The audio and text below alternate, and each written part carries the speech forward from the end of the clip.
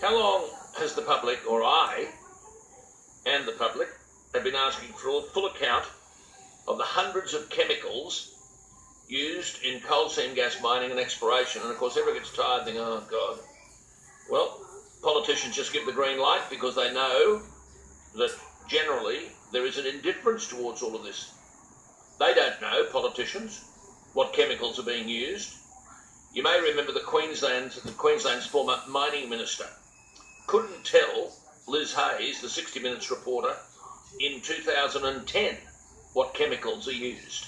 Do you know what's put down into those Yes. wells? Do you know what chemicals are used? Not totally, no. Shouldn't you? Shouldn't you know what chemicals they hydraulically ram down those wells? Well, what I'm assured about is that the processes that they employ are appropriate processes for the extraction of that coal seam gas. Isn't it? Well, this week it's now being reported that radioactive material is being used at some coal seam gas drilling sites in New South Wales and Queensland.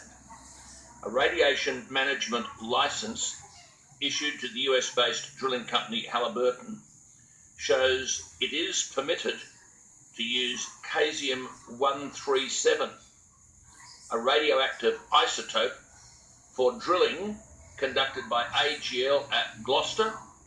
You've heard me about that for God knows how long. And Santos in the Pilliga. Drillers deploy devices containing Caesium-137 to measure the composition of gas and water deep underground, with the isotope emitting gamma rays to operate like a miniature X-ray.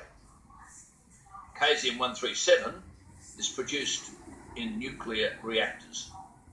It is potentially deadly and among the main radiation concerns at Chernobyl and Fukushima. Certainly, only small amounts are used in coal seam gas drilling.